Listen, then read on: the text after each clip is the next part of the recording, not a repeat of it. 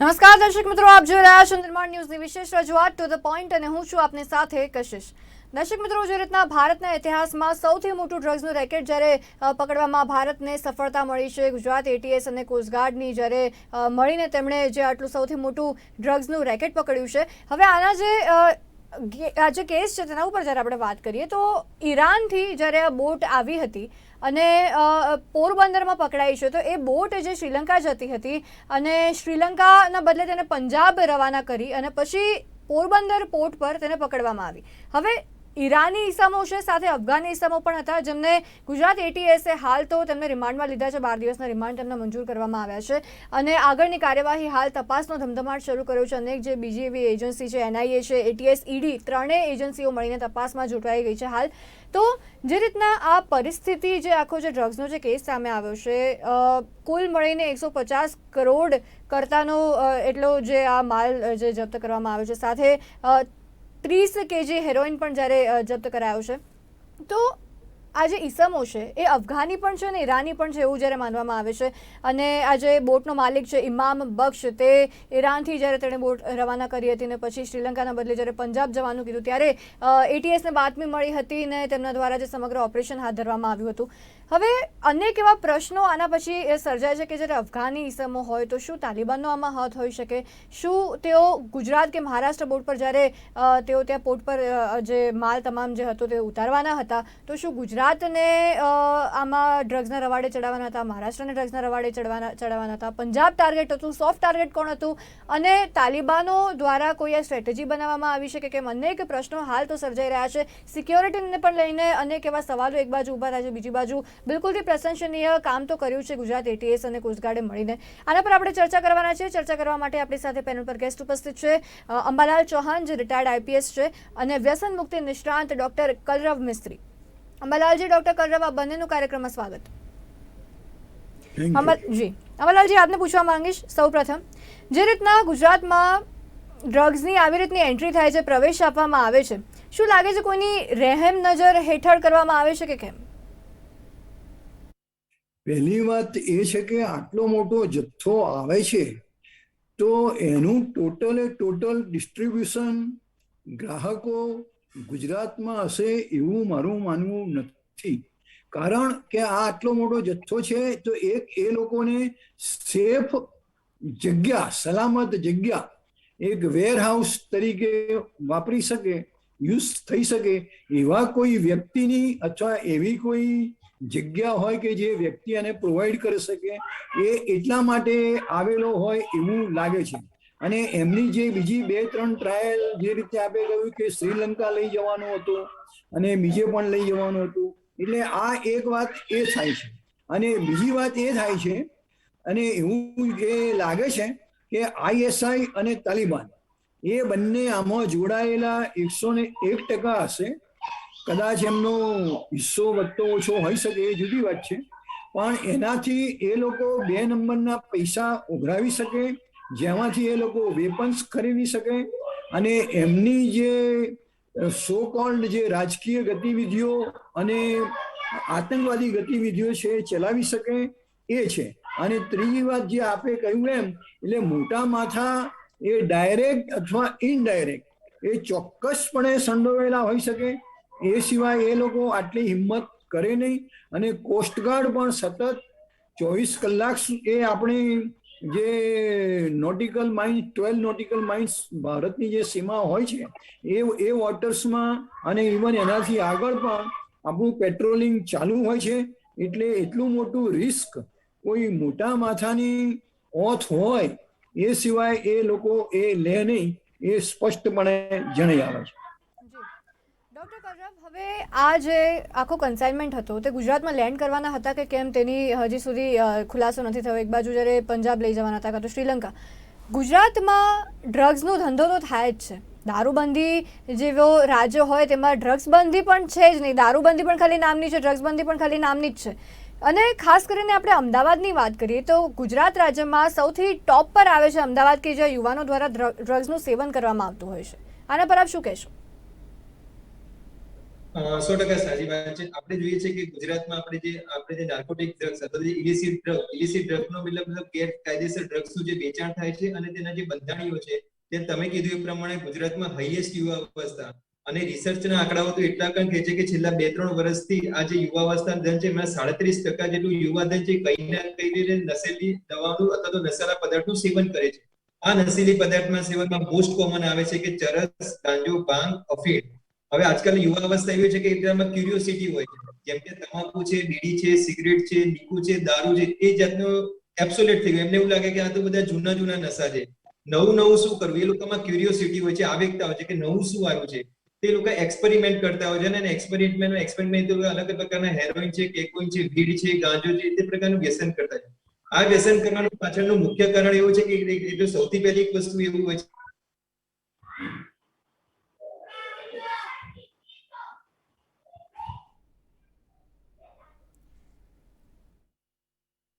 અમરજી, મારો આપને સવાલ રહેશે. જે રીતના આપણે તાલિબાનની વાત કરી, તાલિબાનની ઇન્વોલ્વમેન્ટ આમાં કેટલી છે કેટલી નહીં. હવે અફઘાની ઇસમો તો હતા જ બિલકુલથી. તો હવે આપણે એવો પણ પ્રશ્ન થાય છે કે તાલિબાનોએ શું આના પર કોઈ સ્ટ્રેટેજી બનાવી છે? કારણ કે એક બાજુ જ્યારે તેમને ફંડિંગ તો ક્યાંકથી લાવવાનું જ છે અને બીજી બાજુ જ્યારે અમુક જે કન્ટ્રી છે તેમના દ્વારા પણ જ્યારે નિર્ણય કરવામાં આવ્યો છે કે તાલિબાનો સાથે આપણે ધંધો નહીં કરીએ, તો ફંડિંગમાં તેમને ઇસ્યુ થવાના જ છે. અને આનાથી જો કદાચ ડ્રગ્સના ધંધાથી તેઓ તમામ જે લોકોને ડ્રગ્સના રવાડે ચલાવે, તેમને લત લગાવે ને પછી તેનાથી એમને ફંડિંગ આવે ને ધંધો શરૂ થાય, શું લાગી રહ્યું છે કોઈ સ્ટ્રેટેજી હોઈ શકે? જો તાલિબાનના અત્યારે બે ચહેરા છે.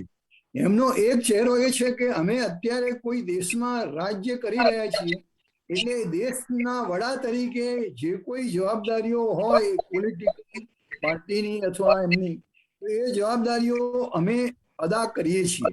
અને એ જવાબદારીમાં એક જવાબદારી એ પણ છે કે અમે કોઈ આવું નશીલી પદાર્થની હેરફેર કે ગેરકાયદેસર શસ્ત્રોની હેરફેર અથવા ટેરરિઝમ આવું અમે કોઈ સ્પ્રેડ કરવા માંગતા નથી.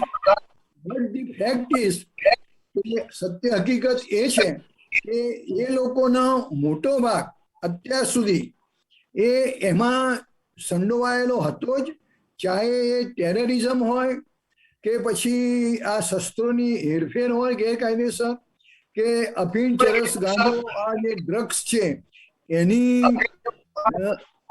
એનો વેપાર હોય, એ બધામાં એ સંડોવાયેલા તો છે જ.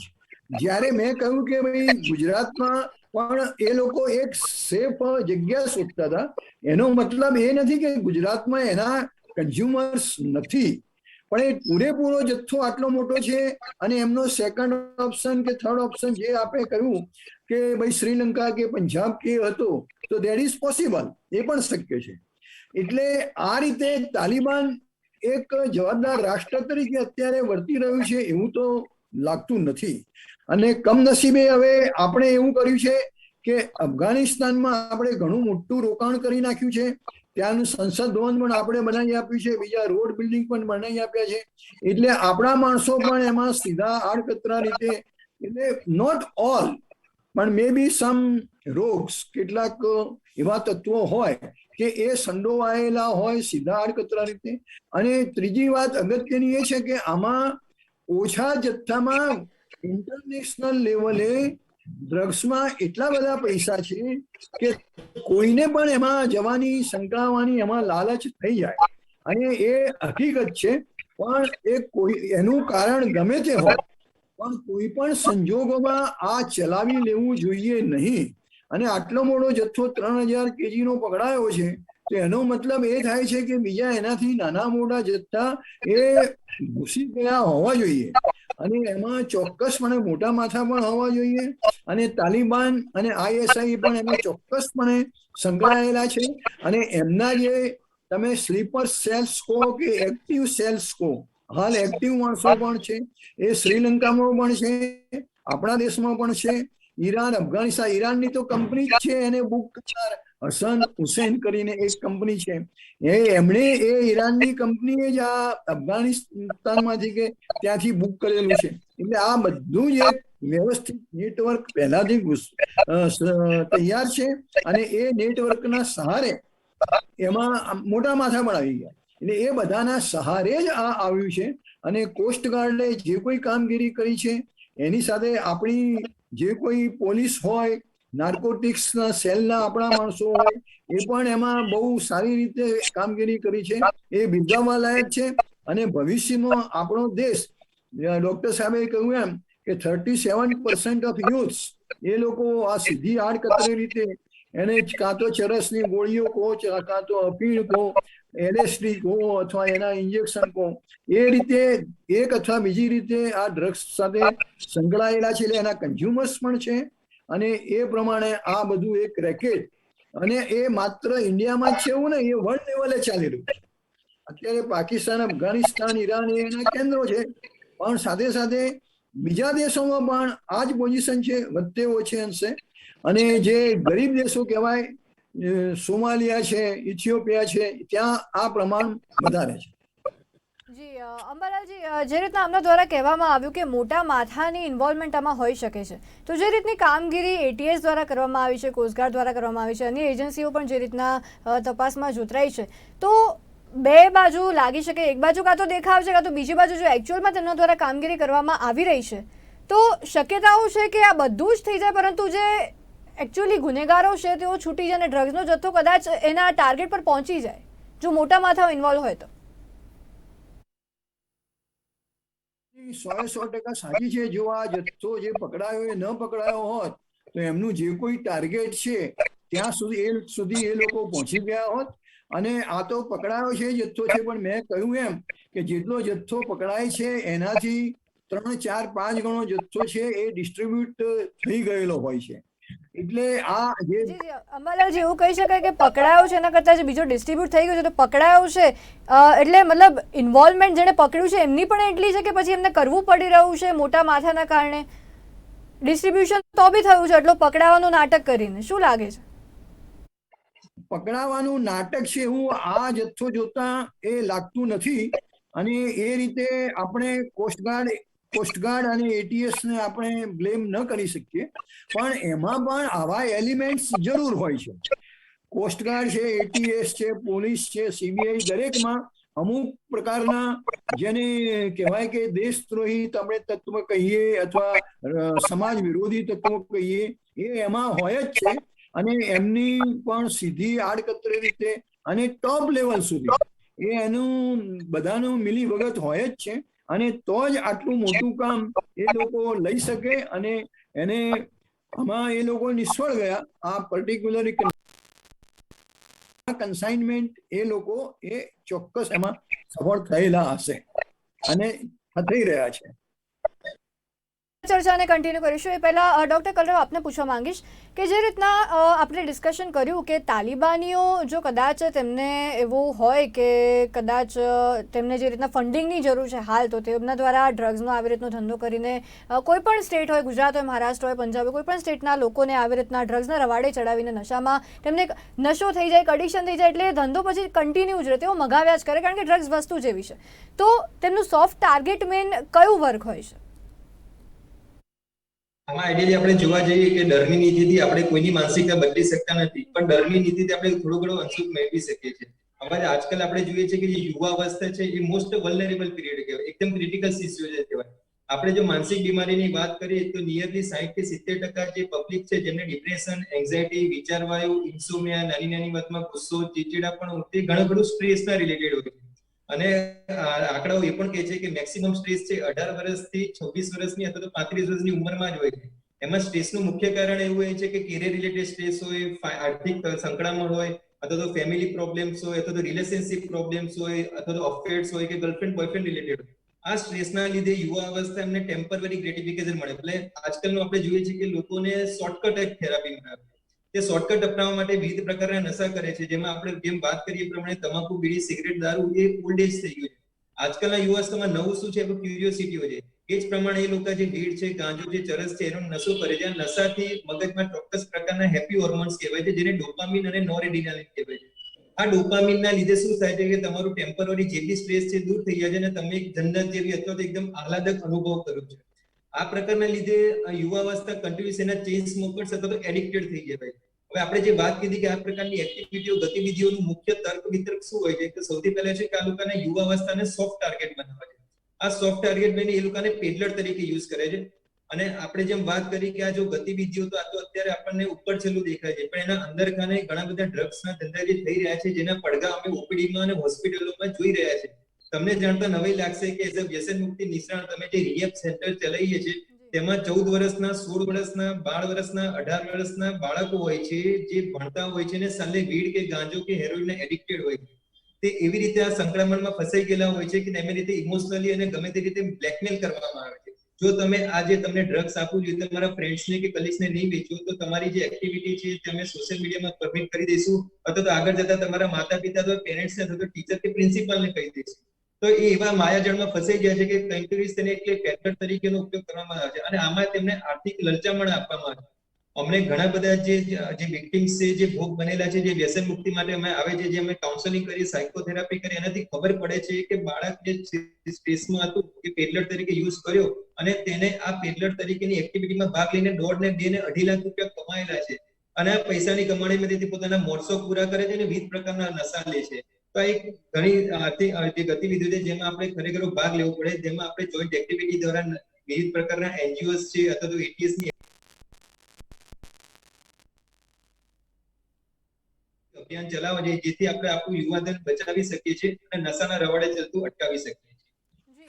ડોક્ટર ગૌરવ, હજુ એક પ્રશ્ન છે કે આ જે બધા ડ્રગ્સનું સેવન થાય છે, આ જે રીતના આપના દ્વારા વિવિધ નામો આપવામાં આવ્યા, હવે કેટલા નુકસાનકારક હોય છે અને જ્યારે રિહેબમાં પણ આવતા હોય છે જે તમામ જે એડિક્ટેડ લોકો હોય અને રિહેબમાં આવ્યા પછી પણ અન્ય કે જે ડ્રગ્સ છોડ્યા પછી પણ એમને અમુક એવી મગજની બીમારી થઈ જતી હોય છે, એપિલેપ્સી જેવા પણ અટેક્સ તેમને આવવાની શક્યતાઓ રહેતી હોય છે.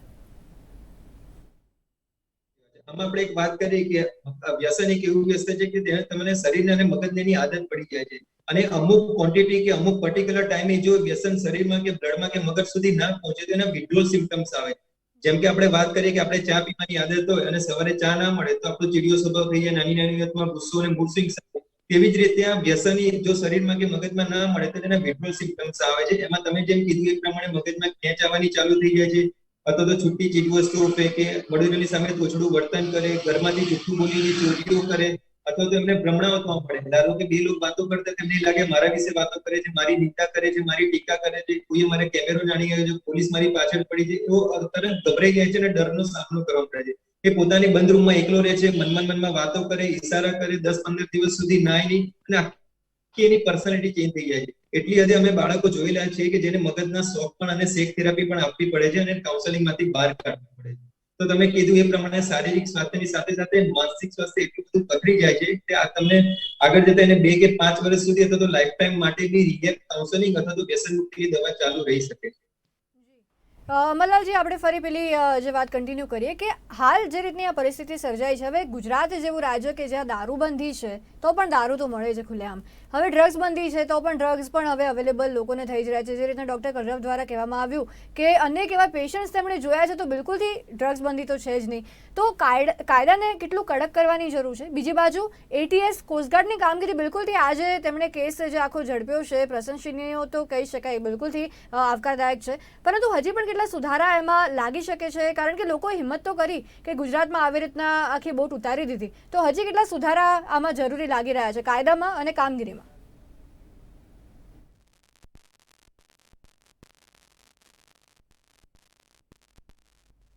ગુજરાતમાં તો એ એક રીતે ફારસ જ બની ગયું છે. જોઈતો હોય જેટલો જોઈતો હોય એટલો મળી રહે છે. Not only that, home delivery પણ સુધી પહોંચી ગયું છે. એટલે અને છતાં વિજયભાઈના ટાઈમમાં દારૂબંધીના કાયદાઓ કડક બનાવવામાં આવેલા છે.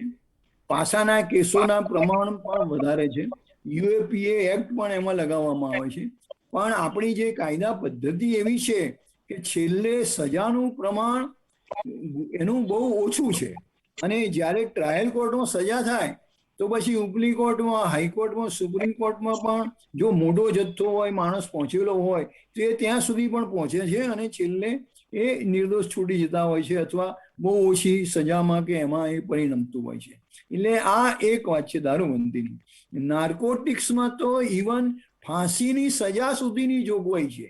દાખલા તરીકે આ 3,000 કિલોનો જે જથ્થો જે મળ્યો છે, and if it was for the consumers, દેશના એમાં વેચવા માટે અને લોકોને ખાવા, આમાં હજુ જે રીતે રિપોર્ટ છે કે આમાં હજુ એક છેલ્લી પ્રક્રિયા બાકી હતી, એને હેરોઇનમાં કન્વર્ટ કરવાની. તો એ લોકો એ બાબતની એક છટકબારી એમ એ શોધી રાખે કે આ હેરોઇન નથી, પણ હેરોઇન પહેલાનું સ્ટેજ છે અને એ અમે કેમિકલ્સ માટે લઈ જતા હતા. એટલે કાયદાની દ્રષ્ટિએ, પોલીસની દ્રષ્ટિએ, અને મારું તો એવું માનવું છે કે જો આ કેસ જો સુપ્રીમ કોર્ટ સુધી આ લોકો લઈ જાય તો આ એટલે કે એક એડવોકેટ તરીકે હું પ્રેક્ટિસ પણ કરું છું ગુજરાત હાઈકોર્ટમાં, તો એમાં એ છટકબારીમાં આ લોકો છૂટી પણ જઈ શકે છે આ કેસમાં પર્ટિક્યુલરલી.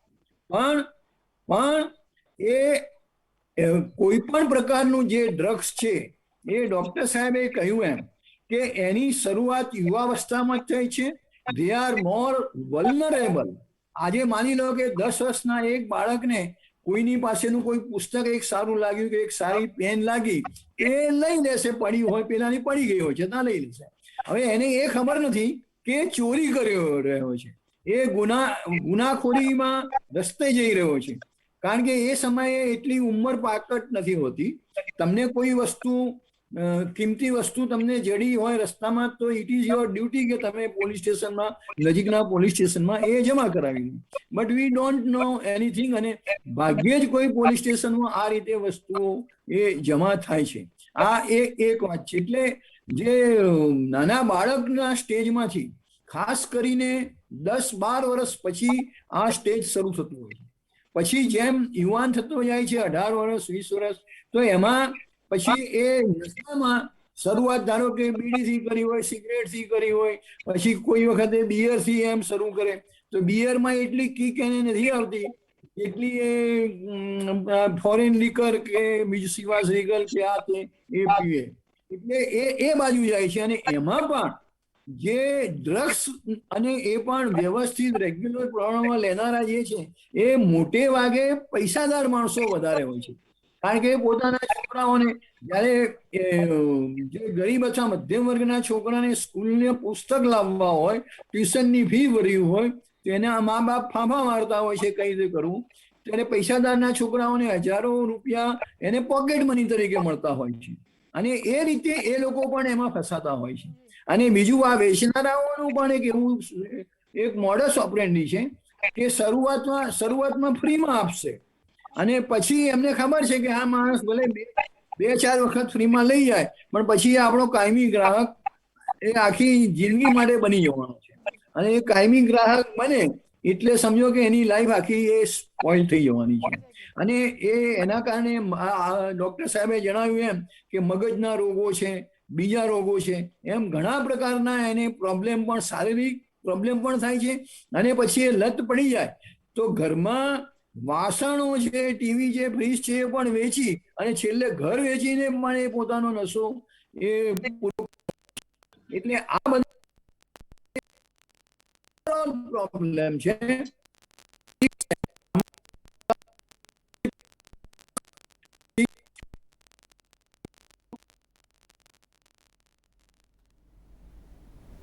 જે બિલકુલથી તો જે રીતના ખાસ આપણે જે ચર્ચા કરી છે, હવે સમયની મર્યાદા છે, કાર્યક્રમને સમાપ્ત કરવાનો સમય આવી ગયો છે. જે રીતના કોસ્ટગાર્ડ અને એટીએસ દ્વારા જે કામગીરી કરવામાં આવી છે અને એજન્સીઓ પણ જે રીતના તપાસમાં જોતરાઈ ગઈ છે, બિલકુલથી અનેક એવા હજી પણ ખુલાસાઓ થશે. પરંતુ મહત્વની વાત અહીંયા એ રહેશે કે જ્યારે આવો ધંધો થઈ રહ્યો છે, ડ્રગ્સ કે દારૂએ જ્યારે આવો ધંધો થઈ રહ્યો છે, ધંધો કરવાની આટલા મોટા માત્રામાં ડ્રગ્સનો જથ્થો લાવવાની હિંમત ક્યારે કરે? કારણ કે જ્યારે તેની ડિમાન્ડ હોય, એની માંગ જ જો આપણે એટલી ના કરીએ, જો આપણે વિચારીએ કે આ વસ્તુ આપણા માટે સારી નથી, આ વસ્તુ આપણને આગળ જઈને આપણું આખું જીવન ખતમ કરી શકે છે, તો પછી આપણે આની માંગ જ ના કરીને પછી આવી રીતના કોઈ ધંધો ના થાય, કોઈ ડ્રગ્સનો જથ્થો ક્યાંય આવી રીતના સપ્લાય ન થાય, કોઈ ટેરરિસ્ટ એક્ટિવિટીઝ પણ આનાથી ના થાય, કોઈ તાલિબાનને ફાયદો ના થાય, કોઈને પણ કહી શકાય એટલું નુકસાન ના થાય.